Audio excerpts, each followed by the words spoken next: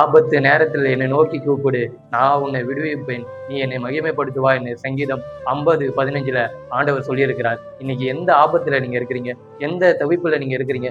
எந்த பிரச்சனையில, ஐயோ நான் தெரியாம இந்த தப்பு பண்ணிட்டேன், நான் தெரியாம இந்த வார்த்தையை பேசிட்டேன், தெரியாம நான் எப்பயோ பண்ண இந்த தவறால இன்னைக்கு நான் ஆபத்துல இருக்கிறேன், நான் பிரச்சனையில இருக்கிறேன், நான் எங்க போய் இதுக்கு தீர்வை காணுவேன், எங்க போயிட்டு நான் இதை முடிப்பேன்னு தெரியல, ரொம்ப ஆபத்தான நிலைமையில இருக்கிறேன், எங்க கடன்காரன் என்ன நெருக்கிறான், உறவினர்கள் என்ன நெருக்கிறாங்க, நண்பர்கள் என்ன நெருக்கிறாங்க, நான் வேலை செய்யற இடத்துல ரொம்ப நெருக்கப்படுறேன் அப்படின்னு நீங்க சொல்றீங்களா?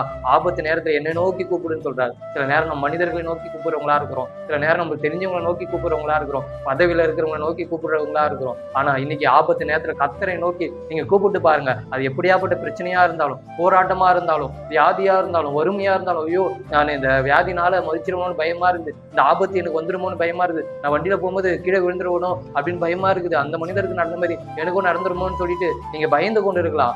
உங்களுக்கு ஆபத்து வரும்போது, உங்களுக்கு பிரச்சனை வரும்போது, உங்களுக்கு நெருக்கடி வரும்போது அவரை நோக்கி கூப்பிட்டு பாருங்க. அது எப்படியாப்பட்ட ஆபத்தா இருந்தாலும் சரி, அது எப்படியாப்பட்ட பிரச்சனையா இருந்தாலும் சரி, அது எப்படியாப்பட்ட பாடுகளா இருந்தாலும் சரி, கர்த்தர் இன்னைக்கு அதை உங்ககிட்ட இருந்து தூக்கி எரிய போகிறார். ஆனால் நீங்க கவலைப்படாதீங்க. ஆபத்து நேரத்துல அவரை நோக்கி கூப்பிடுங்க, அவர் உங்களை விடுவிக்க போகிறார். நம்பிக்கையோடு இருங்க. கர்த்தர் உங்களை ஆசீர்வதிப்பாராக.